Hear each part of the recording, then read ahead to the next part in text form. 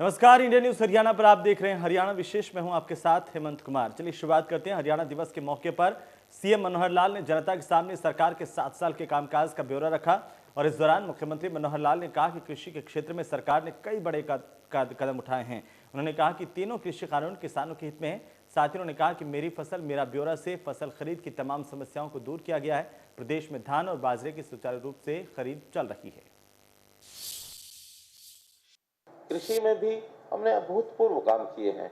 अब ये अलग बात है कि किसी विषय को लेकर के आज के कुछ नेता एक आंदोलन की राह पकड़े हुए हैं जिसका हरियाणा के साथ कोई सीधा संबंध नहीं है। वो केंद्र सरकार के विषय हैं, लेकिन विषय ठीक है। केंद्र सरकार ने जो लागू किए हैं उसमें हमारी सहमति है कि तीनों कानून किसान के हित में है, कृषि के बढ़ोतरी के लिए है। तो भी हमने यहाँ जो किया है, एक नया प्रयोग किया कि हर एक खेत की रजिस्ट्रेशन हो मेरी फसल मेरा ब्यौरा के माध्यम से, ताकि किसानों को कोई कठिनाई ना हो, ना प्रोक्योरमेंट में हो और न ही उनको जो कल को खराबा होता है कंपनसेशन मिलता है उसके अंदर कोई झगड़ा पड़े, ना बैंक के साथ हो ना कंपनी के साथ हो। एक सुविधाजनक तरीके से इन्फॉर्मेशन है, जस्ट इन्फॉर्मेशन के अलावा वो कुछ नहीं है और इसका बहुत बड़ा लाभ होता भी है। पिछले लगातार 3-4 वर्षों से जब से हमने चलाया है तब से किसानों को बहुत लाभ हुआ है और बड़ी स्मूथनेस आई है। इस बार हम देखते हैं प्रोक्योरमेंट में इतनी स्मूथनेस है कि पहले के वर्षों में कभी देखी नहीं गई। जो पहले के अनुभव आए थे, कुछ कठिनाइयां आई थी, उनको सबको हमने सॉल्व किया है, रास्ते निकाले और बहुत स्मूथ इस बार हमारी प्रोक्योरमेंट धान की जो है चल रही है। और जहां तक बाजरे का विषय है, बाजरे के विषय में इस बार चूंकि बरसात के कारण से खराब बड़ी मात्रा में बाजरा हुआ है, तो जो ऐसे किसान थे जिनके बाजरे की खराबी बहुत हो गई थी, उनको लगता था कि भाई हमारा नुकसान ज्यादा होगा क्योंकि सरकार खरीदेगी नहीं। पैरामीटर स्पेसिफिकेशन होते हैं, स्पेसिफिकेशन के हिसाब से प्रोक्योरमेंट की जाती है। वो बाजरा स्पेसिफिकेशन पर खरा नहीं उतर रहा था। हम अगर खरीदते तो जो ठीक बाजरा था, जो आज 1600 1650 में बिक रहा है, हम तो 2250 रुपए वही लेने वाले थे। बाकी तो कठिनाई थी हमारे लिए भी। उनका तो जो हमने 600 रुपया भावांतर भरपाई योजना लागू की है, तो 1600 को तो 2250 मिल गए, लेकिन जिनका खराब था उनको वही 1200 मिलते, 1300 मिलते, 1100 मिलते, इससे आगे कुछ मिलने वाला नहीं था। हमने उनको भी 600 रुपया दिया है, तो उनको भी लगता है कि एक बहुत बड़ा लाभ हमको हो गया है कि हमारा बाजरा भी चाहे खराब हुआ तो भी उनको 1800-1900 रुपया उसका मिल गया, खराब बाजरे का भी। तो इस प्रकार से बहुत संतोष बाजरे के जो ग्रोवर्स हैं उनके अंदर है। हमने पानी का प्रबंधन, इस पर भी बहुत चिंता की 7 वर्षों में लगातार। पहला तो SYL, इसको सुप्रीम कोर्ट में निर्णय करवाना, बहुत इस पर हमने, हमारे जो डिपार्टमेंट्स हैं, लीगल डिपार्टमेंट है, उन्होंने प्रयत्न किया। हमने भी जो विषय निकाले जा सकते थे उनको सुझाए जा सकते थे, हमारे डिपार्टमेंट ने, इरिगेशन डिपार्टमेंट ने सब सुझाए। आखिर कोर्ट ने माना कि पानी पर हरियाणा का अधिकार है, ये पानी हरियाणा को मिलना ही चाहिए, वरना 12 साल से प्रेसिडेंशियल रेफरेंस के नाम से ये एक ठंडे बस्ते में ये विषय पड़ा हुआ था। आज केवल SYL को बनने के लिए एक अवार्ड सुनाना है सुप्रीम कोर्ट ने, कभी भी वो सुना सकते हैं। तो ये अवार्ड सुनाए जाने के बाद तुरंत SYL का पानी हमको मिलेगा। लेकिन चूंकि ये विषय लिटिगेशन कोर्ट में सबजुडिस केस है, तो सबजुडिस केस के कारण से मैं हमेशा ये कहता रहा हूं कि इसको पॉलिटिकल इशू न बनाए कोई भी, ना कोई हरियाणा में बनाए ना कोई पंजाब में बनाए। आखिर अधिकार हमारा है तो नहर बननी है, कौन एजेंसी बनाएगी, इतना मात्र काम है और सुप्रीम कोर्ट पर हमारा भरोसा है। सुप्रीम कोर्ट उसको निश्चित रूप से उसको। वहीं सीएम मनोहर लाल ने कहा कि 2014 के बाद सरकार ने प्रदेश में उद्योग धंधों की संख्या को लगातार बढ़ाया है। प्रदेश में तेजी से विदेशी निवेश भी आ रहा है। उन्होंने कहा कि शिक्षा के क्षेत्र में भी लगातार सरकार सुधार कर रही है। पेपर लीक मामले में बोलते हुए सीएम ने कहा कि न सिर्फ पेपर को रद्द किया गया, बल्कि कार्रवाई करते हुए पेपर लीक करने वाले गिरोह के सदस्यों को भी गिरफ्तार किया गया। इस दौरान उन्होंने कहा कि अंत्योदय योजना के तहत परिवार पहचान पत्र बनाकर के सरकार गरीबों के उत्थान की कोशिश कर रही है। जो बड़े मध्यम स्तर के और छोटे उद्योग सब अगर मिला लें हम, तो 1660, छोटे नहीं है, बड़े और मध्यम, ये 1660 उद्योग थे 2014-15 में। और हमने इन्वेस्टमेंट समिट किया, विदेशी इन्वेस्टमेंट भी बहुत आई। आज उनकी संख्या 3542 है, मोर देन डबल। ये नंबर ऑफ इंडस्ट्रीज जो है बड़े और मध्यम स्तर के, इसकी एक तुलनात्मक एक जानकारी आपको दी है। जहां तक एजुकेशन है, हायर एजुकेशन महाविद्यालय 14 में 105 थे, आज 172 हैं, अर्थात 67 नए कॉलेज हमने खोले हैं, जिसमें अधिकांश महिला कॉलेज हैं। कहीं BEd कोएड भी खोले हैं, कहीं महिला कॉलेज भी हैं। इस प्रकार के 67 नए कॉलेज इन 5-7 सालों में खुले हैं। विश्वविद्यालयों की संख्या भी पहले 43 थी सरकारी प्राइवेट मिला करके, आज ये 56 है, अर्थात 13 नई यूनिवर्सिटीज ये इन 7 सालों में और नई बनी हैं। मेडिकल कॉलेजेस 7 थे, अब 13 हैं।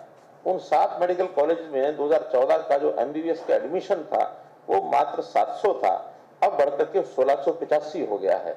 और आने वाले वर्षों में हमने जो कहा हुआ कि हर जिले में मेडिकल कॉलेज होगा, तो उसके अंतर्गत जितने नए मेडिकल कॉलेज खुलेंगे, हमारा टारगेट 2500 यानी एमबीबीएस के छात्र, ये एडमिशन हमारा टारगेट है, जिसमें से मानते हैं कि हर वर्ष प्रदेश में 2000 नए डॉक्टर्स हम अपने बेड़े में यहाँ जोड़ सकें।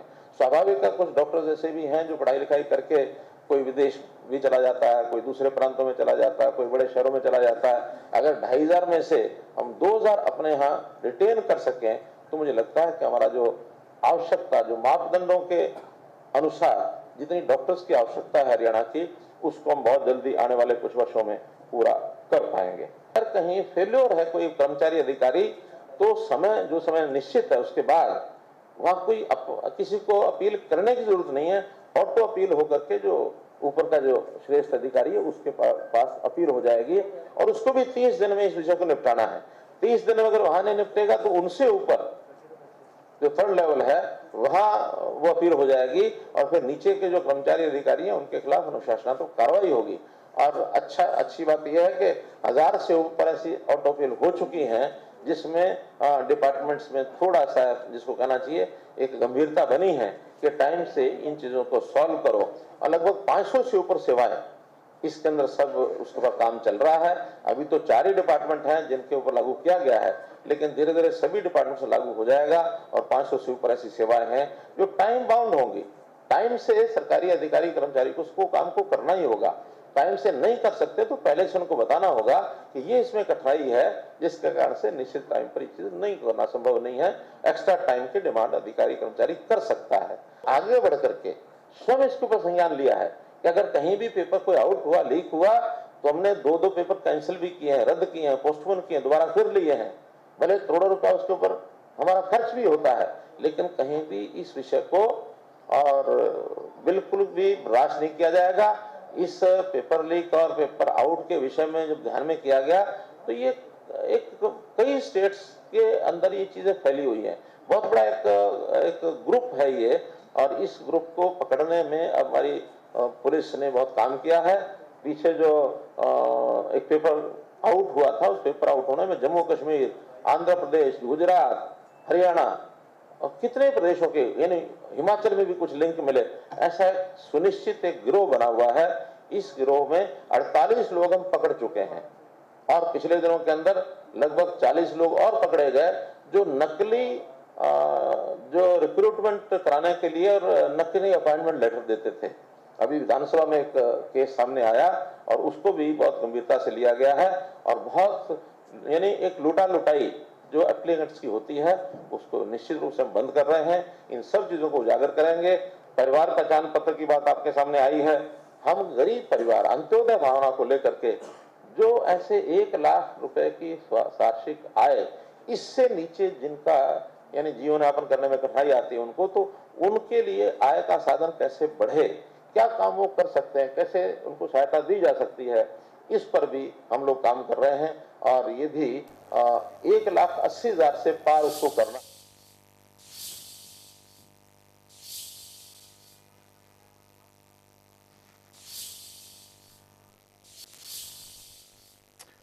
तो चलिए आगे बढ़ेंगे। हरियाणा दिवस के मौके पर मुख्यमंत्री मनोहर लाल ने प्रेस कॉन्फ्रेंस कर प्रदेशवासियों को बधाई दी है। उन्होंने कहा कि सरकार गांव-गांव में 24 घंटे बिजली पहुंचाने का काम कर रही है।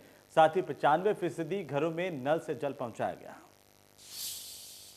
हरियाणा दिवस है, 56वां स्थापना दिवस हरियाणा का आज हम मना रहे हैं।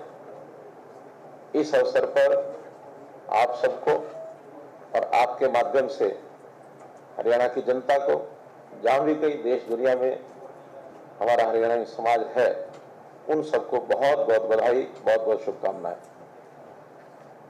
मित्रों, इस अवसर पर और भी 3 विशेष उल्लेखनीय जो घटनाएं हैं या दिन हैं, वो भी जरूर मैं याद करना चाहूंगा। 3 दिन पहले ही हमारे सरकार के पहले सत्र के 5 साल और इस सत्र के 2 साल 7 साल पूर्ण हुए हैं। यह 8वां साल 27 अक्टूबर को प्रारंभ हुआ है। हमने 7 साल में जो 2014 का गुड गवर्नेंस डे हमने मनाया था, उस दिन ही हमने शुरुआत कर दी थी कि transparent government, zero tolerance for corruption, इस प्रकार के सारे सिस्टम को हमने शुरू किया था। सीएम विंडो हमने फिर शुरू की। उस दिन हमने एक प्रकार से ई गवर्नेंस की शुरुआत की थी। इन 7 सालों में कह सकता हूं 2016 में कुरुक्षेत्र में एक गांव से हमने शुरू किया था और आज बड़ी खुशी है इन 7 सालों में आज हमारे पावर मिनिस्टर रणजीत सिंह जी भी उसमें पूरे जोर शोर से लगे हुए हैं। 2 दिन पहले भी 100 नए गांव में ये 24 घंटे बिजली की हमने एक नई शुरुआत की और आज 5485 गांव, लगभग 5500 गांव 24 घंटे बिजली जा रही है, जो कुल गांव का 77% बनता है। लगभग 1000 गांव के आसपास बचे हैं। बहुत जल्दी मुझे लगता है कि उनको भी हम। तो वहीं सीएम मनोहर लाल ने कहा है कि हरियाणा में खेल और खिलाड़ियों को लगातार बढ़ावा दिया जा रहा है। प्रदेश भर में खेल नर्सरी खोली गई है। वहीं सीएम ने कहा कि सरकार प्रदेश के प्राचीन धरोहरों को पर्यटन स्थल के तौर पर विकसित करने का काम कर रही है। खेलों के अंदर हम देखते हैं खेलों के परिसर जितने हैं उनको बढ़ा रहे हैं, उनमें इंफ्रास्ट्रक्चर बढ़ा रहे हैं, वर्कफोर्स बढ़ा रहे हैं और खेल में तो जितना जिस प्रकार के परिणाम हमारे मेडल्स लेकर के आते हैं, ओलंपिक पैरालंपिक पिछले हमने देखा, दूसरे प्रांत भी अध्ययन करने के लिए आते हैं कि आपकी खेल पॉलिसी कैसी है, क्या है। यानी गुजरात जैसे प्रांत ने 15 दिन के लिए हमारे यहाँ टीम भेजी कि आप अध्ययन करके आइए कि हम भी इसमें कैसे आगे बढ़ सकते हैं।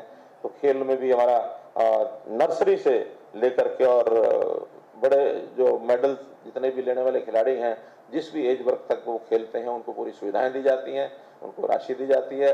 कैच दम यंग, इस पॉलिसी पर नर्सरीज जो खेलों की है उस पर भी हम जोर दे रहे, ध्यान दे रहे हैं। पर्यटन के भी कई काम किए, आप लोगों को पता है। जैसे हमने विशेष तौर पर मोरनी, पंचकुला, इस पर ध्यान किया। अभी ढोसी पहाड़ पर पर्यटन का केंद्र कैसे शुरू हो वो हमने किया है।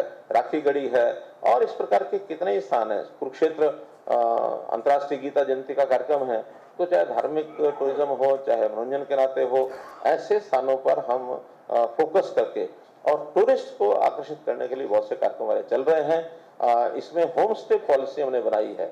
वैसे तो हमारे यहाँ होटल्स की और गेस्ट हाउसेस की कोई कमी नहीं है, फिर भी होम स्टे में एक तो आने वाले टूरिस्ट को हमारे जो ग्रामीण क्षेत्र का उनके किस प्रकार की संस्कृति है, सेवा के रहन सहन है, वो सबका आभास होता है और बहुत लोगों को इसका रोजगार भी मिलेगा।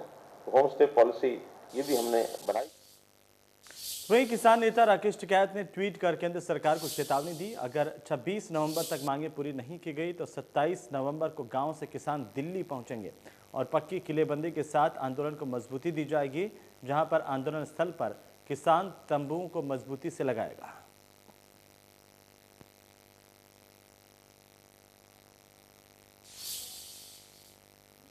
तो वहीं किसान नेता योगेंद्र यादव ने कनीना अनाज मंडी का दौरा किया। इस दौरान उन्होंने कहा कि आज किसान परेशान है। असली बात केंद्र सरकार का फेल्योर है। इस देश में कोई 72 लाख टन डीएपी की जरूरत थी। सरकार ने कुल मिला के प्रोडक्शन और इंपोर्ट जो है सिर्फ 50 लाख टन था। समय रहते हुए जो इंपोर्ट के ऑर्डर देने चाहिए थे वो नहीं दिए गए। आपको ध्यान होगा सन 2014-15 में नरेंद्र मोदी जी के आने के एकदम बाद कुछ महीनों के अंदर भी यही परिस्थिति पैदा हुई थी और उसका भी एग्जैक्टली यही कारण था। मैं समझता हूँ कि किसान का दुख दर्द, किसान की ज़रूरत वो इस सरकार के दिमाग पे ही नहीं रहती। नहीं तो ऐसा इंपोर्ट का क्राइसिस क्यों हुआ? और एक बार जब इंपोर्ट नहीं होता, पर्याप्त मात्रा नहीं होती, तो फिर कुछ जो मंत्रियों के चहेते इलाके होते हैं वहाँ ज़्यादा पहुँच जाता है। जो नहीं है, सौतेले हैं दक्षिण हरियाणा वाले, उनके पास बेचारों के पास नहीं पहुँचता है। उधर प्रदेश में डीएपी खाद नहीं मिलने पर किसानों का प्रदर्शन लगातार देखने को मिल रहा है। किसानों ने दिल्ली आगरा नेशनल हाईवे 19 पर जाम लगा दिया। सैकड़ों किसानों ने प्रशासन के खिलाफ नारेबाजी की है। पुलिस बल ने मौके पर पहुंचकर किसानों को समझाने की कोशिश की। जाखल में डीएपी खाद उपलब्ध नहीं होने पर किसानों ने मार्केट कमेटी में धरना प्रदर्शन किया और समस्या का समाधान करने की मांग की है। 3 अलग अलग तस्वीरें हम आपको दिखा रहे हैं। एक तरफ जो मंत्री हैं, प्रशासन है, उनके दावे हैं कि कोई कमी नहीं है डीएपी की खाद की। दूसरी तरफ पलवल में किसानों का प्रदर्शन है, डीएपी खाद नहीं मिलने को लेकर के गुस्से में किसान। कैथल में किसानों का प्रदर्शन देखने को मिला और जाखल में भी किसान लगातार परेशान हैं।